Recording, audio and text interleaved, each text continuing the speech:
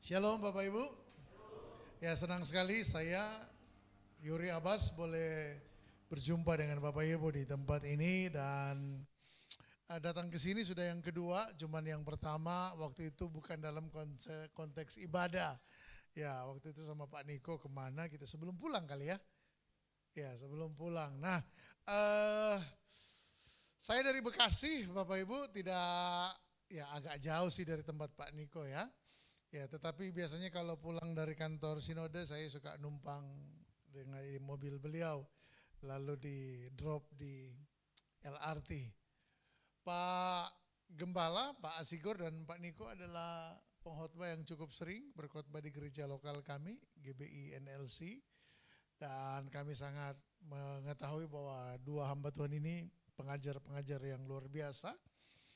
Jadi saya hari ini saya cerita aja.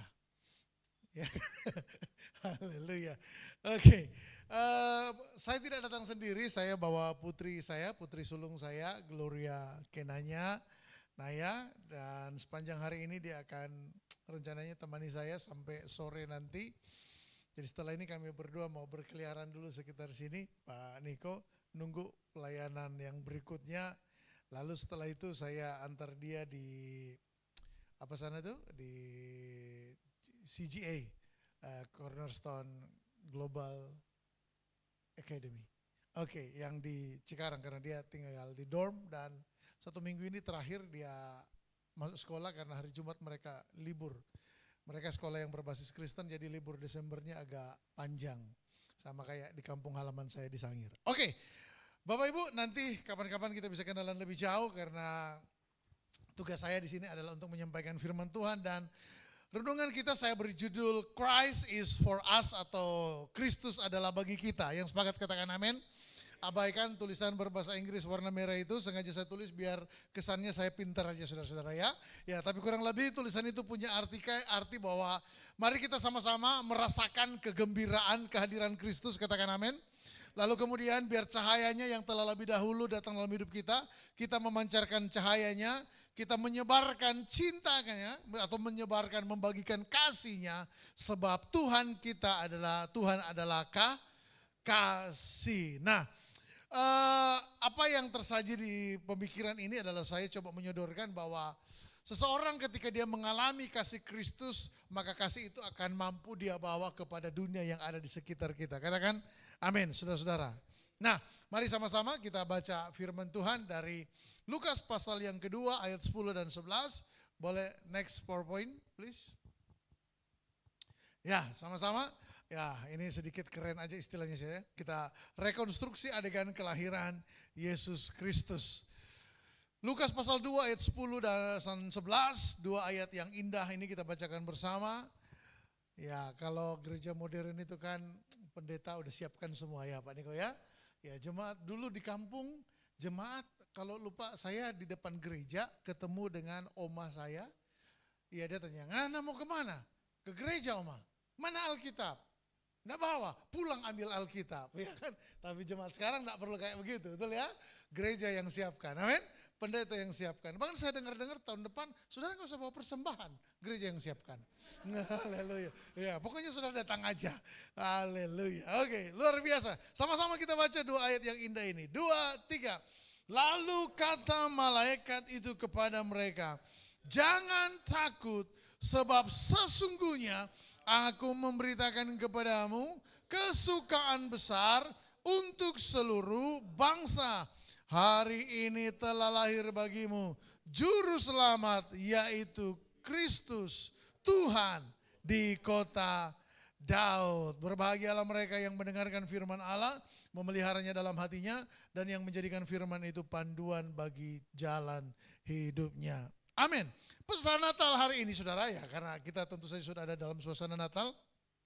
Lagu pembukaan kita tadi itu vibes-nya Natal banget ya.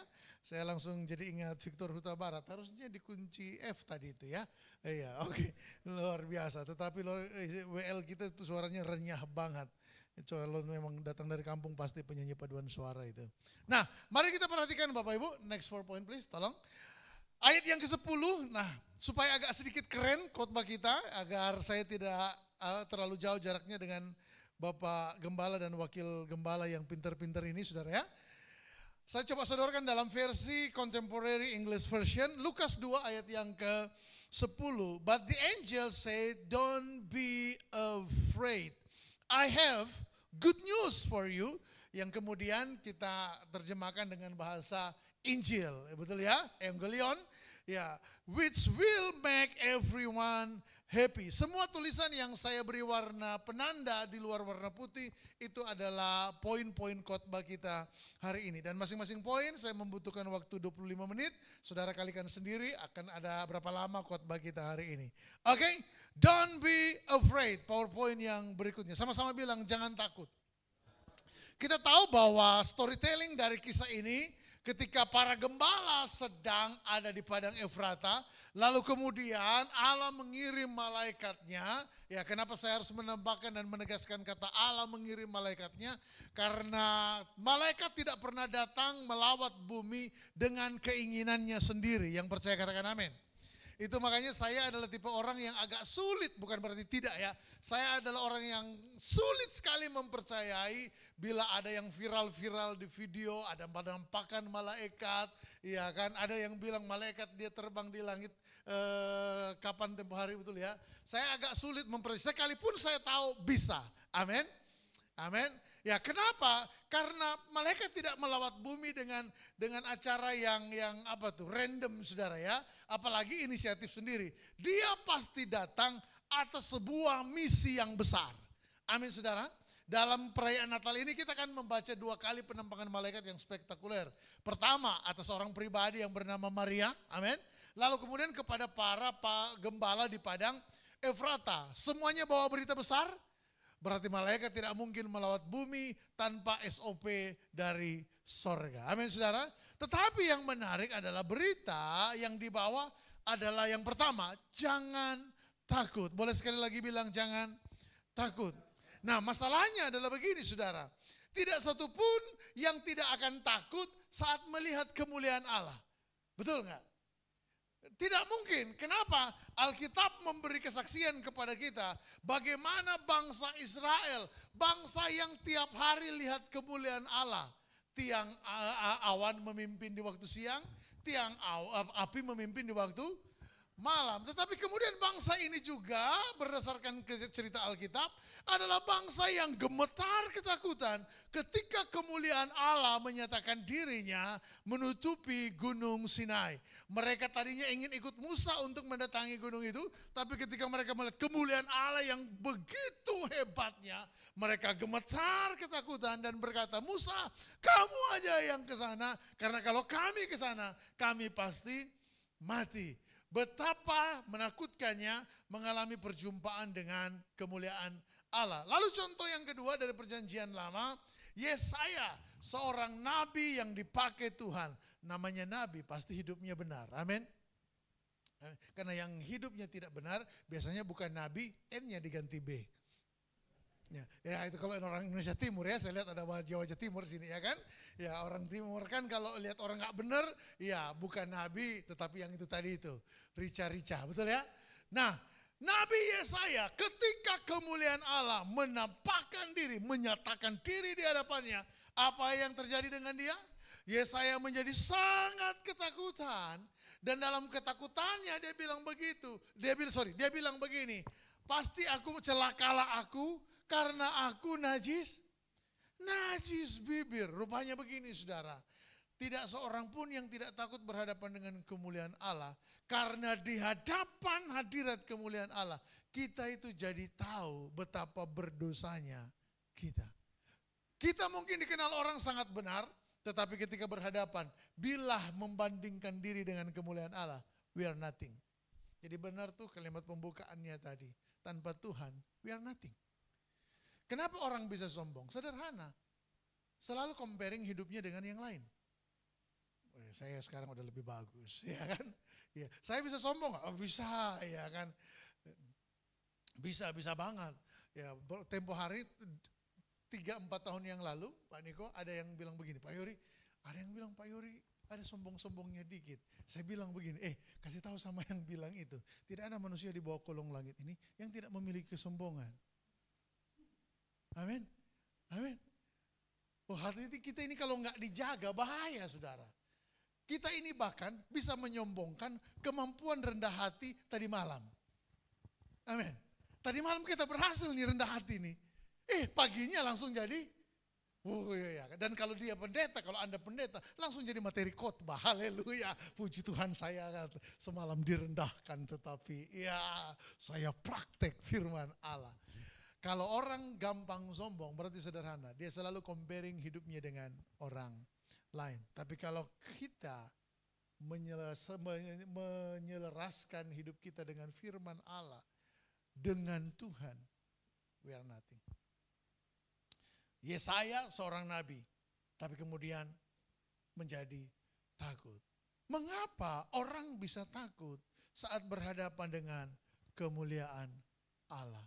Sederhana, dosa. Dosa membuat manusia terancam dalam bahaya kebinasaan bila berhadapan dengan Allah. Itulah yang muncul dalam hati bangsa Israel, itulah yang muncul dalam hati Nabi Yesaya, dan saya percaya itulah yang juga yang muncul tanpa disadari oleh para gembala ketika mereka melihat kemuliaan Tuhan. Mereka ketakutan, tapi saya bersyukur Injil mengatakan bahwa begini, atau kabar baik dari sorga selalu datang dengan berita seperti ini. Jangan takut. Itu berarti kemuliaan Allah yang datang hari itu tidak datang untuk menghukum, tetapi datang untuk memulihkan. Amin. Nah, next PowerPoint please.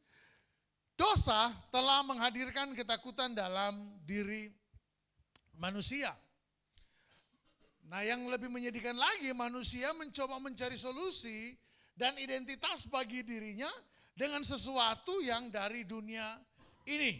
Solusi dan identitas yang saya maksud di sini adalah semua keberadaannya, keberhargaannya, dan bahkan ketenangan jiwanya seharusnya dia peroleh dalam Kristus, tapi kemudian manusia karena dosa, dia mencarinya dari yang lain. Akibat apa? Akibat dosa. Sehingga coba lihat di sekitar kita, ada banyak orang yang merasa bahwa begini, saya tidak akan takut kalau terlihat kaya. Saya tidak akan merasa sedih hati kalau saya tahu betapa berharganya, apalagi kalau saya mendapatkan pengakuan dari manusia betapa berharganya diri kita. Sayangnya kita tidak mencari dan meletakkan semua hal itu berdasarkan siapa kita di hadapan Kristus. Kita lebih senang mencari itu dari apa yang dunia dapat sediakan. Itu sebabnya hati kita ini makin rentan. Bahkan ada orang yang menaruh ketenangan jiwanya kepada apapun yang datang dari manusia atau yang dapat dia raih selama dia hidup di dunia ini. Tentu saja khotbah ini tidak dimaksudkan untuk bersifat fatalistis sehingga you do it nothing, ya kan, pokoknya berharap saja pada Kristus. Tidak begitu idenya, amin. Saya percaya jemaat di tempat ini pemikirannya 2 kali lebih maju dari yang di Bekasi, amin. Haleluya, ya, apalagi di Bekasi yang dekat dengan Jati Bening, ya. Ya, ketawa dia pasti tahu siapa di Jati Bening. Saya nggak tahu ada siapa di Jati Bening. Haleluya. Tentu saja ini bukan fatalistis, tetapi memang tidak bisa dipungkiri, saudara. Dosa itu, dosa kan melahirkan rasa takut. Nah, rasa takut itu kita coba cari solusinya apa? Amin. Amin. Pertanyaannya kan ada begini, apakah Pak Pendeta nggak punya rasa takut? Saya juga diserbu oleh rasa takut. Ada entitas dosa dalam diri saya. Saya juga menakut, bagi saya masa depan anak-anak saya kelak, mereka akan menikah dengan siapa, pria yang seperti apa, sementara stok pria ganteng sudah menikah seperti saya contohnya, ya kan? Ya, stok pria ganteng makin menipis, ditambah lagi takut akan Tuhan, ya kan? Ya karena bagi seorang ayah itu kan syarat calon suami dari anak putrinya itu ada, kalau hukum Taurat itu ada 610, 600, ya kalikan 2, saudara ya, kalikan 2, ya kan, ya kalikan, itu syarat jadi suami putri-putri saya, ya kan, ya mereka yang pertama harus laki-laki tentu saja, itu yang pertama, harus laki-laki, amin, Ya, yang kedua ya cinta Tuhan. Yang ketiga ya menyusul saudara ya.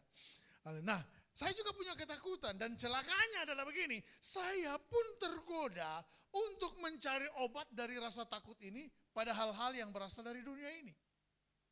Saya juga takut suatu saat nanti saya akan memasuki sebuah fase di mana saya mungkin berkhotbah atau pelayanan tidak sesibuk hari ini. Lalu kemudian bagaimana? Hari tua kita bagaimana? Ya sekalipun ada sedikit rencana masa depan di dalam diri saya. Ya itu kan juga bagian dari solusi yang coba saya cari. Pak Niko mungkin sudah tahu, saya merencanakan hari tua saya tidak di Bekasi, saudara-saudara. Ya pertama lelah juga dengan kemacetan setiap hari, betul ya. Pusing banget. Ya kan. Pusing banget. Lalu kemudian ya kita mulai berpikir bahwa kelak makin tua, ya kalau di kota besar, ya kos kita tetap akan nambah. Sementara saya mau cari kehidupan yang lebih, sekarang istilahnya apa tuh? Slow living. Asik sekali. Ya kan, karena memang slow banget ya kan. Ya di daerah itu kan slow banget, betul ya. Kita datang belanja di toko setengah 12, tukang toko bilang begini, saya lagi makan jangan diganggu. Benar-benar luar biasa ya kan. Itu kalau di Bekasi, dijambak orang sekampung saudara-saudara. Ada banyak ketakutan dalam diri kita, tetapi saya bersyukur bahwa seperti yang saya katakan di awal tadi, di depan tadi, bahwa hari itu ketika kemuliaan Allah mendatangi para gembala, ini bukanlah kemuliaan yang harusnya ditakuti karena membawa kabar kesukaan. Selanjutnya, PowerPoint berikut. Setelah kalimat don't be afraid, dilanjutkan dengan kata-kata ini. I have good news for you. Coba sama-sama bilang dulu, good news. Kabar baik. Nah, Bapak Ibu perhatikan tulisan yang saya taruh di bawah, bahwa bukan berarti berita dari sorga cocok untuk semua orang. Karena dibilang di sini kan, will make everyone happy. Semua berita dari sorga itu seolah-olah cocok. Tetapi maksud dari penekanan di sini adalah semua orang butuh mendengar berita dari sorga. Amin. Kabar baik ini dibutuhkan oleh semua manusia di segala penjuru dunia dalam setiap masa dari generasi lintas generasi. Sulit, PowerPoint berikutnya, sulit mencari satu berita yang dapat menyenangkan semua orang. Betul enggak? Sulit. Berita apa yang menyenangkan semua orang? Kita kemarin ada berita pandemi. Semua orang senang? Nah, semua orang ketakutan. Semua format kehidupan berubah. Lalu berita yang seperti apa? Coba saya kasih contoh kepada Anda. Ya, kabar baik yang berikutnya. Ini contoh buat kita aplikasi ya. Next PowerPoint please. Ya, I have good news for you. This is good news for you. Ya kan? Good news or bad news? Tahu ya ini ya maksudnya ya? Ya kan, kemarin Piala Dunia, betul ya? Iya kan, Indonesia versus Arab Saudi, ya kan? Siapa yang senang? Siapa yang tidak senang? Apa beritanya? Ini kan udah terjadi. Berita itu kan udah terjadi. Indonesia menang 2-0 sampai ada yang cocok loginya, betul ya? Iya kan? Ya, Arab kena tulah karena yang menjebol gawang Arab adalah Kristen. Bayangin saudara itu. Luar biasa ya kan. Masuk ya kan. Pokoknya masuk Pak Eko ya kan.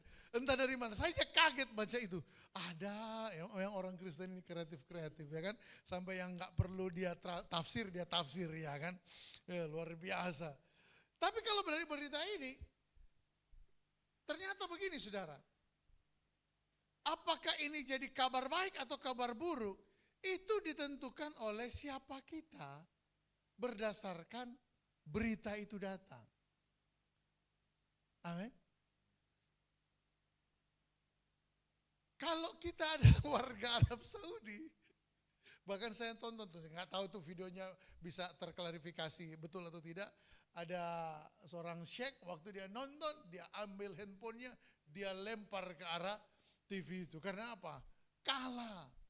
Bagaimana mungkin sudah sepanjang 15 tahun berhadapan dengan Indonesia katanya, selalu menang. Ya kan, kali ini kalah. Itu tadi karena pencetak golnya memang beda.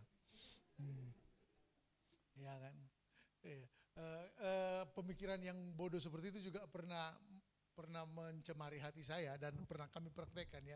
Jadi kalau kita dulu suka bikin ya sedikit kekacauan ya di tempat-tempat orang agama. Jadi saya dulu juga sebenarnya adalah teroris Kristen. Karena membawa teror ke tempat-tempat yang ya kan arogansi mayoritas itu berlaku di semua agama dan kepercayaan, betul nggak? Manado, iya kan? Kalau di Bekasi ada luar biasa. Nah, waduh itu kalau kita mau ke tempat mereka tuh, waduh macam-macam.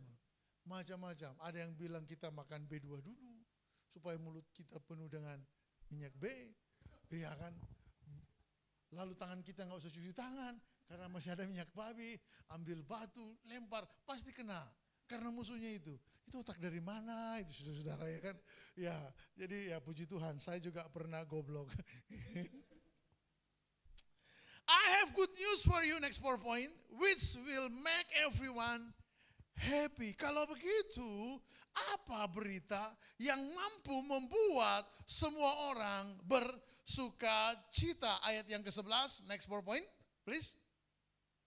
Nah ini dia, this very day in King David's hometown, a Savior, Juru Selamat telah lahir bagimu. Dialah Kristus Tuhan. Katakan amin. Jadi apa berita, ini pakai perspektif sorga saudara ya. Karena kalau pakai perspektif kita, tidak semua berita dari sorga kita suka. Tetapi saya sudah bilang tadi di atas, sekalipun Anda tidak suka berita itu, tetapi semua umat di bawah kolong langit ini, semua manusia butuh berita dari sorga. Amin. Amin saudara. Karena apa? Karena inilah isinya. Hari ini di kota Daud, Sang Juru Selamat telah lahir. Jesus was born, dia sudah lahir. Yang namanya berita itu berarti sudah terjadi. Bukan partisipasi kita, tetapi keputusan Allah. Apa maksudnya dan apa pentingnya berita ini sampai dikatakan ini kabar baik bagi semua orang? Dia yang dijanjikan Allah sebagai keturunan dari perempuan yang akan merumukkan kepala ular telah lahir. Pasti itu udah materi-materi harian di tempat ini Bapak ya. Mingguan, bukan harian. Proto Evangelium, amin. Kejadian 3 ayat 15. Inilah sukacita terbesar yang dibutuhkan oleh seluruh dunia. Perhatikan, dunia begitu mudah dan ditaklukkan oleh rasa takut akibat dosa. Sehingga kemuliaan Allah menjadi menakutkan. Lalu kemudian manusia tidak mungkin menang dalam peperangannya melawan dosa. Tapi hari itu ada sebuah berita bahwa atas dosa Allah telah menghadirkan sang pemenang yang sejati. Will make everyone happy. Tolong diklik. Selanjutnya. Ini dia. Will make everyone happy. Telah tersedia solusi bagi dunia yang telah jatuh dan berbuat dosa. Apa solusinya? Sang Juru Selamat telah lahir. Dan kalau kita tarik judul kita tadi, dia bukan saja lahir, tapi dia lahir bagimu. Christ is for us. Berita yang kita dengar setiap Natal ini, bahkan saya berdoa seluruh gereja Tuhan sepanjang bulan Desember ini kita dipenuhi atau semua makanan rohani kita adalah berita tentang Natal. Tapi saya berdoa kita semua tidak kehilangan makna terpenting dari berita Natal ini. Bahwa Natal sebenarnya adalah sebuah perayaan di mana atas dosa telah ditemukan solusinya, yaitu lahirnya Sang Juru Selamat. Korban penghapus dosa telah lahir bagimu. Ya, siapa? Bagimu yang seperti apa? Bagi kita baik yang sekarang ini hidup kita sedang baik-baik saja, ataupun yang sedang tidak baik-baik saja. Kata bagimu, was born for you, ini juga berlaku bagimu yang tertolak karena dosa masa lalu ataupun mungkin karena dosa masa kini. Lahir bagimu sang juru selamat juga berarti begini, bagimu yang hari ini mungkin sedang dalam posisi kenyang dengan ilmu teologi atau masih lapar dengan itu. Bahkan Yesus juru selamat lahir bagi mereka yang mungkin hari ini merasa tidak butuh apa-apa, tidak butuh siapa-siapa. Loh, ada kan fase dalam hidup ini kadang-kadang kita kesombongan akibat dosa. Saya nggak butuh siapa-siapa, saya nggak butuh apa-apa, ya kan? Bahkan terhadap orang seperti itu, juru selamat lahir juga bagi dia. Juru selamat itu lahir bagi orang yang sekarang ini sedang jadi public enemy dalam medsos-medsos kita. Amin. Perlu saya sebutkan namanya? Pasti sudah tahu semua. Betul ya? Bahkan sang juru selamat ini juga hadir bagi siapa tuh? Yang lagi rame juga? Bang Agus. Oh, langsung tahu. Amin. Karena dunia memang selalu seperti itu tuh. Pemberiannya bersyarat. Tapi kasih Allah tidak bersyarat. Kejelasan Injil bagian terakhir. Tidak terlalu cepat kan Pak Niko? Aman ya? Oke. Ya, itu teknik yang berbeda saudara ya, karena seharusnya pertanyaannya adalah mohon maaf kelamaan ya. Haleluya. Itu psikologi terbalik ya, kayak yang biasanya dilakukan oleh orang-orang pendeta yang terlatih untuk curang saudara ya. Haleluya. Ya saudara kan nyangka kan pertanyaan saya kayak gitu kan, harusnya kan aduh mohon maaf terlalu lama ya kan. Tapi saya tanya tidak terlalu cepat ya kan. Ya begitu caranya. Ya, saya lihat banyak calon-calon pembicara. Haleluya. Kejelasan Injil dari kisah ini. Now we have a Savior. Sekarang kita punya juru selamat. Katakan amin. Tuhan Yesus adalah juru selamat bagi dunia yang tak mungkin menang melawan dosa. Katakan amin. Kita tidak mungkin berperang dengan dosa dan memenangkannya saudara. Kita bahkan telah dikalahkan. Tetapi Kristus datang sebagai juru selamat yang memastikan kemenangan melawan dosa lewat ketaatannya yang sempurna. Sehingga ketaatannya yang sempurna itu diperhitungkan Allah bagi kita. Kejelasan Injil yang berikut adalah Tuhan Yesus, tulisan warna kuning, Tuhan Yesus, boleh baca sama-sama, menyelamatkan kita agar supaya kita kembali hidup dalam naungan. Amin. Karena berita Injil adalah hari ini telah lahir bagimu juru selamat. Itu memang yang di depan. Amin saudara.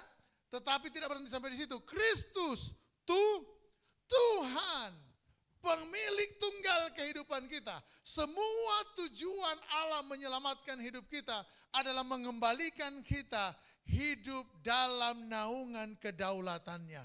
Yang paling sederhana, poin ini mungkin mau berbicara kepada kita begini.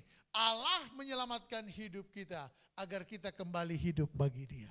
Allah memulihkan kita dari kehidupan yang diperbudak oleh dosa. Supaya engkau membenci dosa dan mencintai kebenaran. Karena Allah adalah kebenaran. Yang ketiga, sukacita Natal. Nah, ini bagian terakhir. Biasanya kalau khotbah Natal mesti ada implikasi Natal kan? Ya betul ya Pak Niko ya? Oke. Dan biasanya kalau menyampaikan kayak begini, ya memastikan aman khotbahnya. Sukacita Natal menuntun kita. Saya menambahkan kata yang agak penting di situ, saya garis bawahi. Apa? Mau. Mau ngapain? Berbagi kasih kepada dunia di sekitar kita. Kekristenan tidak dipanggil untuk hidup bagi dirinya sendiri. Kekristenan dipanggil, dipulihkan, dibaharui hari demi hari. Supaya hidup mereka mencerminkan kasih Bapa yang telah lebih dahulu menjamah hidup kita. Perayaan Natal atau sukacita Natal sudah semakin memenuhi kota kita, memenuhi bangsa kita, bahkan memenuhi kekristenan kita. Tapi biarlah lewat renungan ini kita kembali diingatkan bahwa di balik sukacita Natal, di mana dosa telah ditemukan solusinya, ada sebuah panggilan untuk hidup bagi Allah. Dan bagian yang terakhir, Christ is for you. Izinkan saya menutup dengan kalimat ini. Sejak semula Bapa telah merancang rencana penyelamatan kepada kita melalui kehadiran Yesus Kristus. Katakan amin. Yang kebenarannya dibawa oleh Roh Kudus ke dalam hati kita. Bapa Allah Tritunggal kan terlibat dalam karya penyelamatan. Bapa merancang karya penyelamatan, Yesus menjadi pelaksananya, dan Roh Kudus menjadi aplikatornya. Bapa kalau pakai istilah yang lebih sederhana, Bapa adalah inisiator, Yesus adalah eksekutor, Roh Kudus adalah aplikatornya yang meng-apply itu. Tujuannya apa? Supaya kita menjadi orang-orang yang dipulihkan, diselamatkan, dan membagi kasih kepada dunia yang lemah dan yang telah jatuh dalam dosa ini. Biarlah renungan ini mengingatkan kita kembali betapa pentingnya Natal, bukan perayaannya, tetapi peristiwa yang terjadi dalam peristiwa Natal itu, di mana Sang Juru Selamat diberikan Bapa kepada kita manusia. Amin untuk firman Tuhan. Haleluya. Mari saya undang kita semua berdiri.